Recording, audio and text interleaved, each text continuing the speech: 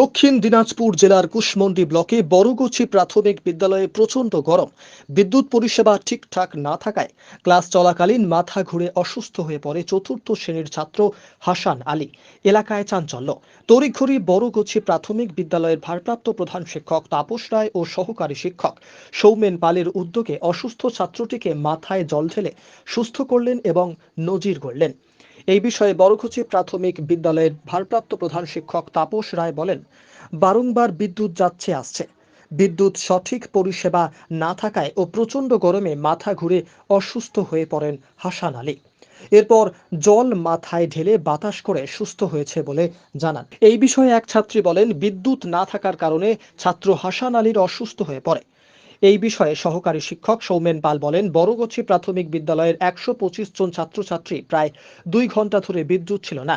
প্রচণ্ড গরমে ক্লাস চলাকালীন অসুস্থ হয়ে পড়ে চতুর্থ শ্রেণীর ছাত্র হাসান আলী। স্কুল কর্তৃপক্ষের চেষ্টায় সুস্থ হয়ে ওঠে। বড়গুছি প্রাথমিক বিদ্যালয়ের শিক্ষক শিক্ষিকাদের ধন্যবাদ জানান গ্রামের মানুষজনেরা। নজিরবিহীন প্রচেষ্টার কুর্নিশ জানিয়েছেন কুশমন্ডি ব্লক অবর বিদ্যালয়ের পরিদর্শক রমন দাস। কি নাম তোমার? কোন ক্লাসে পড়ো? কি হয়েছে তোমাদের স্কুলে আজকে? আমাদের স্কুলে একটা ছেলে গরমে মাথা ঘুরে পড়ে গিয়েছিল। তখনকার স্যার এসে ওকে তুলে বেঞ্চিতে বসিয়ে বুকে মাথায় পানি দিয়ে একটু সুস্থ হয়। ও এখন সুস্থ আছে? হুম। ও তখন কারেন্ট ছিল? না, কারেন্ট ছিল না? কারেন্ট খুব ডিস্টার্ব করে? হুম। আচ্ছা, তো তোমাদের কি ক্লাস করতে ভাল লাগে এত ডিস্টার্ব করলে কারেন্টে? হ্যাঁ? না। খুব গরম না? আচ্ছা, ছেলেটার নাম কি? হাসান আলী। হাসান আলী কোন ক্লাসে পড়ে? পড়ে। পড়ে? আচ্ছা আচ্ছা, তোমরা ওই ক্লাসেই পড়ো? তোমরা এখন কি চাইছো? আমরা হ্যাঁ, এত গরমে ক্লাস করতে পারবে? না। তাহলে কি সকালে স্কুল হলে ভালো হয়? আজকে একটা অঘটন ঘটে গেছে। আমাদের আজকে স্কুল খোলার পর থেকেই দীর্ঘ সময় লাইনটা পরিস্থিতি খুব খারাপ ছিল, আপ ডাউন ছিল, লাইন যাচ্ছে আসছে।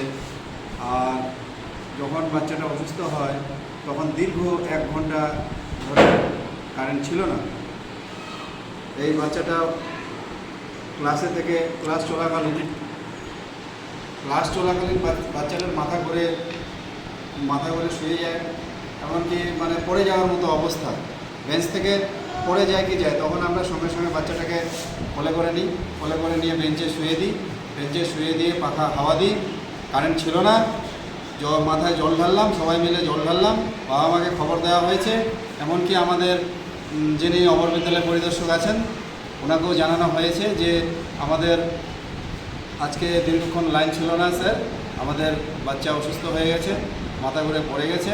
বাচ্চাটাকে অনেকক্ষণ জল দেওয়ার পর পাখা দিয়ে হাওয়া করার পর অনেকটা এখন সুস্থ আছে, আপাতত সুস্থ আছে। বড়গুছি প্রাথমিক বিদ্যালয়ের শিক্ষক সৌমেন পাল বলছি। আমাদের বিদ্যালয়ে আজকে একটি স্টুডেন্ট প্রচণ্ড গরমে অসুস্থ হয়ে যায় এবং মাস্টারমশাইদের চেষ্টায়, সকলের চেষ্টায় সে এখন সুস্থ আছে। তাকে বাড়ি পৌঁছানোর আমরা ব্যবস্থা করছি। এই গরমে প্রায় সময়ই কারেন্ট থাকছে না গ্রামের দিককার স্কুলগুলোতে। আজকেও শুরুর থেকে প্রায় ঘন্টা দেড়েকের মতো কারেন্ট ছিল না, কারেন্ট আসছিল যাচ্ছিল।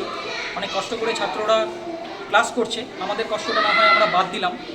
কিন্তু একটা জিনিস আমি বলতে বাধ্য হচ্ছি যে আমাদের বিদ্যালয়ে যারা সেলফ হেল্প গ্রুপের দিদিরা, তারা যে পরিমাণ কষ্ট করে রান্না করেন, আমরা হয়তো কারেন্ট থাকলে ফ্যানের তলায় বসে ক্লাসগুলো নিতে পারি, বাচ্চারাও অনেক সময় ফ্যানের তলায় থাকে, কিন্তু এই সেলফ হেল্প গ্রুপের দিদিরা ছোট্ট একটি রান্নাঘরের মধ্যে প্রচণ্ড গরমের ভেতরে তেনারা যেভাবে রান্না করছেন, যে কষ্ট করে তেনারা আমাদের মাঝে মধ্যে অভিযোগ করেন যে মাস্টারমশাই শরীরটা খারাপ লাগছে, অস্বস্তি লাগছে, কিন্তু আমাদের কিছু করার উপায় থাকে না।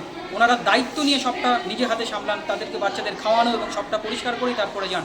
কিন্তু আমার মনে হয় সব দিকটা ভাবতে হলে স্টুডেন্ট, শিক্ষক, তার পাশাপাশি সেলফ হেল্প গ্রুপের যে কষ্ট, সেই কষ্টটা একটু ভাবতে হবে এবং যাতে আরও ভালো করে বিদ্যালয় পরিচালিত হয় সেই দিকে যদি আমরা সবাই মিলে একটু নজর দিই, চেষ্টা করি, তাহলে হয়তো আরও ভালো জায়গায় আমরা পৌঁছতে পারি।